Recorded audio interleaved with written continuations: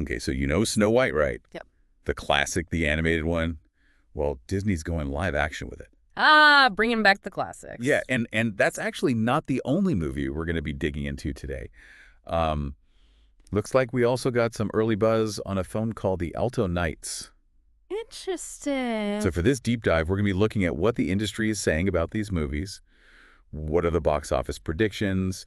What are some of the factors that might lead them to success or, maybe not? Yeah, so you've given us some really, really interesting snapshots of what's expected for these two very different movies. Yeah. We've got Snow White, a total reimagining of one of animation's, like cornerstones. And then you've got the Alto Knights, which is like this gritty mob drama. And it's got a big name attached to it, too, Robert De Niro. Oh, yeah, De Niro. Yeah. So we're going to be breaking down these projections, trying to understand, all the different things that go into making these predictions, what they might tell us about what people are watching these days.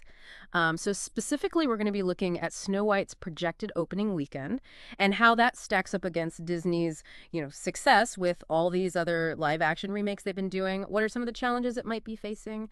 And then we're going to switch gears and dive into the Alto Knights and its predictions as well. Awesome. All right, let's start with Snow White. So Yeah. the early predictions, they're saying it's aiming for an opening weekend somewhere between $45 to $55 million in North America, and that's in about 4,200 theaters. Okay.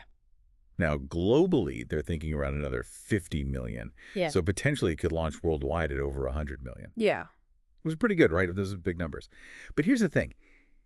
It gets really interesting when you compare it to some of Disney's other live-action remakes. Yeah, and that's the fascinating part here, right? You've got these previous hits. Think about The Little Mermaid. It opened at 95 million. Wow. The Jungle Book came roaring in at 103 million. And then you've got these like juggernauts, right? The Lion King at 191 million. Wow. Aladdin, that was 91 million. Huge. Beauty and the Beast was 174. So when you see Snow White's predictions, quite a bit lower than all those, it really makes you wonder what's going on. Yeah, that is a big question, especially when you consider how much this movie cost to make. Oh, yeah. Tell me about it. It's been reported that Snow White has a production budget north of $250 million. Mm-hmm. And that's before they've even spent a dime on marketing. Yeah. So it's not just trailing behind the mega hits. The predictions actually put it kind of close to Dumbo from back in 2019. Do you remember that one? Yeah, a little bit. So that opened around 45 million as well, but it didn't really do that well in the long run. I mean, it only ended up making 353 million worldwide. Yikes. It doesn't sound too bad, but its budget was 170 million. Mm-hmm. So not really a huge success. Yeah. So what made Dumbo kind of a cautionary tale? Right. So basically a similar opening with a really high production cost like Snow White meant that Dumbo really needed people to keep going to see it after that first weekend, Right. to make back all that money. Yeah. And when that didn't happen, it just showed how risky it can be to bank on that initial hype without really having that strong word of mouth or, people wanting to see it again and again. It's what we call legs, right? Oh, yeah. It's about keeping people coming back for more, not just that one big weekend. Right, exactly. And for Snow White, with its even bigger budget, those legs are going to be crucial. Oh, absolutely. And they're probably looking at Mufasa as an example here. That's the Lion King prequel that you mentioned earlier. Right. That one opened kind of modestly, 35 million, but then it just kept going and going and going. People loved it. It made 252 million domestically and 716 million worldwide. Yeah. So, that kind of long-term appeal is what Snow White needs if it's going to, actually turn a profit. Yeah, for sure. And we can't forget who's actually in this movie. We've got Rachel Zegler as Snow White, Mm-hmm. and Gal Gadot is playing the evil queen. Oh, wow. And the story itself has been modernized a little bit. Snow White's not just waiting around to be rescued anymore. Oh. It sounds like she's going to be teaming up with the seven dwarves to, free her kingdom. Okay. So it's not exactly the classic tale. It's definitely a more like take charge Snow White. Plus, you mentioned that Disney's got another live action remake coming out soon, Lilo and Stitch. Oh, right. In May. Yeah. Yeah. So it seems like Snow White is just part of this bigger strategy that Disney has Yeah. to, reimagine all their animated classics. It's a big trend for them, for sure. And it's important to remember, what's happening around Snow White's release. Like all those controversies you mentioned. Yeah. The changes to the story. Rachel Zegler even said it's a more feminist take. And that's definitely gotten people talking. And then you've got the whole thing with Zegler and Godot's different views on the Israel-Hamas conflict. There have been some people calling for boycotts. Mm-hmm. And Disney's even scaled back the premiere. No red carpet. It seems like they're trying to avoid the negative attention. Yeah. It does feel like they want to keep the focus on the movie itself. For sure. But, hey, it's not all doom and gloom for Snow White. It's got some things going for it, too. Oh, yeah, I absolutely. mean, the brand recognition is huge. Everyone knows the story of Snow White. It's a classic. Right, and it's coming out at a time when there's not a ton of competition in the family film market. True. So that could definitely help draw in a bigger audience. Those are really important advantages. That familiarity with Snow White is like a magnet for families. Yeah.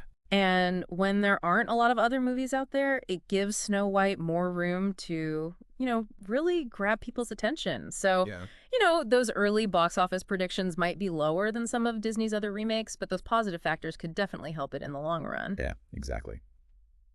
So that's the story of fairy tales and box office predictions. Mm-hmm. So let's move on to something totally different. Let's talk about the Alto Knights. Okay. Now, the early projections for this one are, well, let's just say they're not quite as magical. Oh.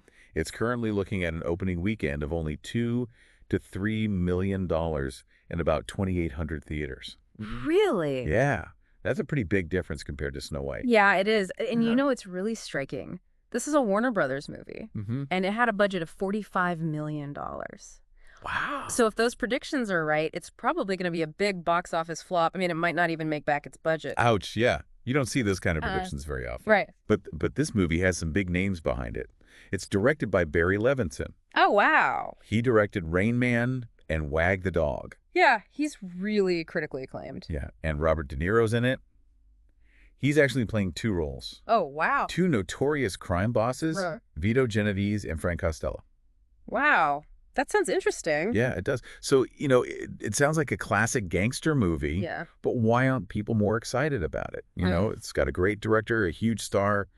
It just doesn't add up. That's the fascinating thing, right? It's got Levinson, it's got De Niro playing two characters, but nobody seems to be talking about it. Yeah. So what could be going on? Maybe people are just tired of crime dramas. Yeah. Maybe the marketing is not reaching the right audience. Right. Or maybe it's just not clear why we need another mob movie. And don't forget, Warner Brothers has had some trouble at the box office lately. Yeah, you're right. Like Mickey 17. Yeah. That came out earlier this year and it had a big budget, $118 million. Right. But it only made about $90 million worldwide. Yeah. So the Alto Knights could be another disappointment for them. Right. But they do have some other big movies coming out. Sequels to Mortal Kombat, Final Destination, and The Conjuring. Oh, the big franchises. Exactly. And those will probably do much better. Yeah. But it's interesting because Warner Brothers is also taking some big risks with other movies. Oh, yeah. Tell me about it. Like you mentioned earlier. Yeah. They've got that untitled Paul Thomas Anderson film with Leonardo DiCaprio. That one reportedly cost $130 million to make. Big budget. Yeah, then there's Ryan Coogler's vampire thriller, Sinners.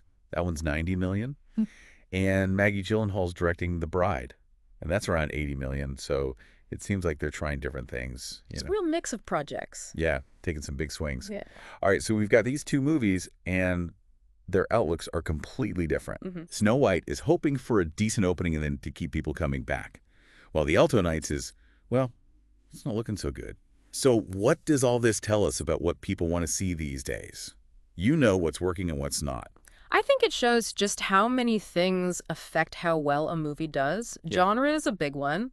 A family-friendly Disney movie, even with all the controversy, it's got that name recognition. It appeals to a much wider audience than a crime drama. Right. And who the movie's for is really important, too. And then there's the budget. Studios need to make their money back. And then we talked about all the buzz around a movie, both good and bad. That can really make a difference. It really makes you wonder, are people just more into these big event movies for the whole family? Or do they still want those dramas that make you think? And, what about Snow White's predictions being lower than some of those other Disney remakes? Yeah. Does that mean nostalgia isn't as powerful as it used to be? Maybe. Or are those controversies actually turning people away? It's hard to say for sure. Yeah, it raises a lot of questions about what's going on in the movie world right now. Right. Just because a movie is based on something everyone knows doesn't mean it's going to be a hit, especially if it feels different from the original or if there's a lot of negative stuff surrounding it. Yeah. And on the flip side, even with a great director and big stars, A movie like The Alto Knights might have trouble if it doesn't really grab people's attention or get them talking. Right. So to sum it all up, Snow White is going into its opening weekend with some good things and some not so good things going for it. That's true. It's got the name recognition and a less crowded market, which could help it do well over time. But it's also got to deal with the controversies and maybe some Disney fatigue. Yeah. And then on the other side, you've got the Alto Knights, which is facing a really tough road ahead. Exactly. Snow White really shows how hard it is to remake a classic. You want to stay true to the original, but you also want to appeal to modern audiences.